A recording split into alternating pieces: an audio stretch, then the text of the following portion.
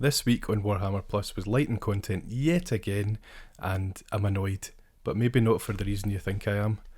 I've defended GW to a certain extent because I thought Masterclass was really well produced and a bit different to other things on YouTube, but I can't do that anymore, and I will tell you why a bit later on in the video.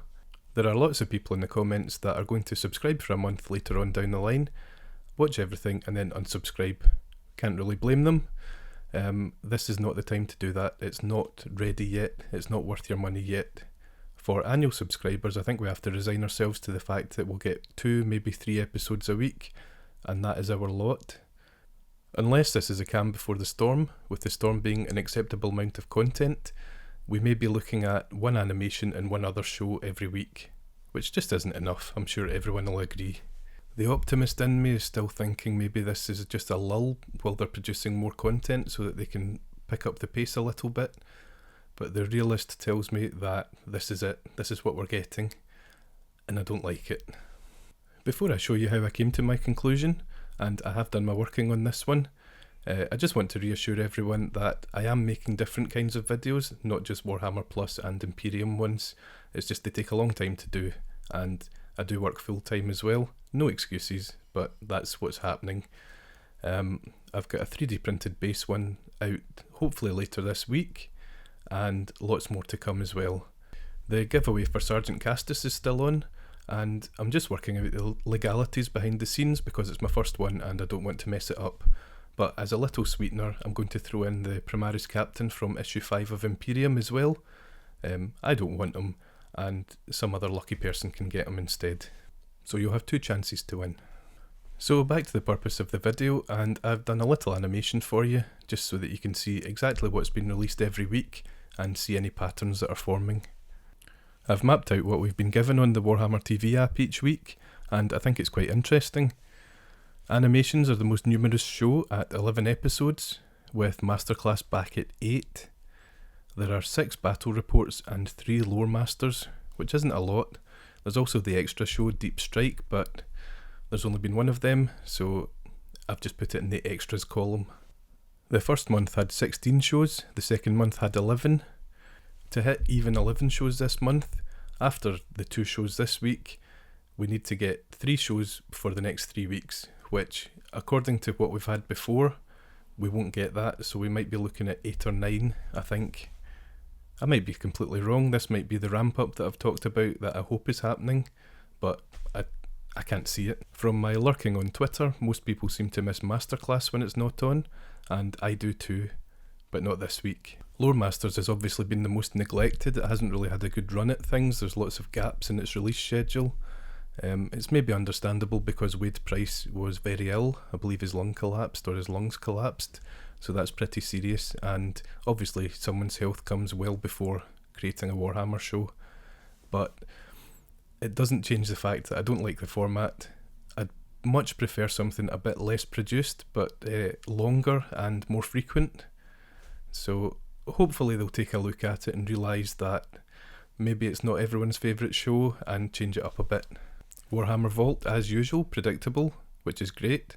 We've got Angel's Blade, which is from the Black Crusade series of campaign books, and it's just the usual, doesn't have the rules, has all the fluff in it.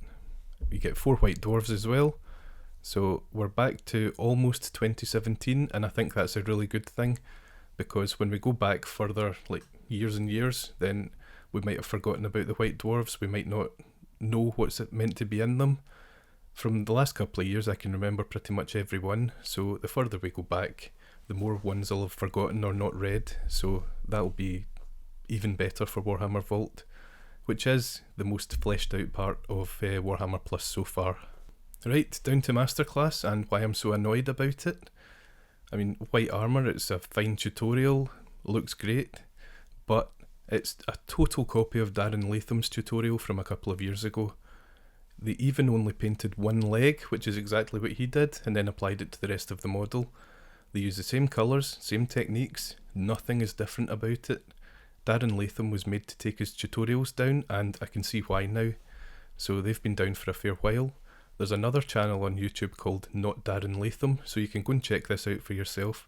The tutorial is a bit longer than the one on Masterclass. Masterclass is only 10 minutes, but it's almost identical. It just goes into a little bit more detail. I think if Warhammer Plus is going to give us these shows that we're paying for, then it better not be a rehash of something that's already been done by a Games Workshop staff member. It just doesn't sit right with me. It should be something completely different that we haven't seen before. I'm sure most people that are fans of Darren Latham will recognise this tutorial straight off the bat. Not good. So now on to Hammer and Bolter, and I've been waiting for this one since we saw the sizzle reel a few weeks back, and it did not disappoint. It was fantastic. I love the Eldar. I've got loads of unpainted guys or half-painted guys. A wee Wraith Knight for you. I've got about 3 of them and I've only started painting this one. But they're just one of my favourite races. If they get a redesign next year or a refresh next year, I don't actually want them redesigned. I just want everything in plastic. It'll be amazing. Striking Scorpions are one of my favourite aspects, so it was great that this episode focused on them.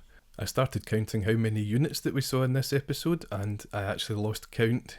We've got Striking Scorpions, we've got Blade Guard, we've got Dreadnoughts, we've got a Knight Castellan, which is really cool. I thought at first it was just a normal Knight, and then it turned out to be the Castellan with the high shoulder pads, and that was very exciting. We also saw Repulsors, Impulsors, everything. It was just really, really cool to see. It was really nice to see the size differential between the Eldar and the Ultramarines as well, and quite how the Ultramarines are perceived by the Xenos races. Definitely the bad guys. It was very funny to see it. Not funny, it was very interesting to see it from a different perspective. And not to spoil things, but this episode was very emotional. I really, really liked the ending of it. It was good. It was really surprising. My favourite Hammer and Bolter, I think, definitely. So there you go. One other thing, if the Eldar do get a refresh, how big is the avatar going to be? I mean, before he's just been a little bit taller than infantry, but after seeing that Hammer and Bolter, I mean, is that canon? Is that going to be... Was that an outlier? Is he not normally that big? I don't know, but it'll be exciting to see anyway. So that's it for another week of Warhammer Plus. There's not really that much more to say. I'd really like to hear your thoughts on Hammer and Bolter. I would like to know if you'd already seen that Masterclass, because I certainly had, and it feels like a bit of a rip-off. I hope I'm not going in too hard on Games Workshop. I still hope this service succeeds, but they seem to be doing everything in their power to make that not happen.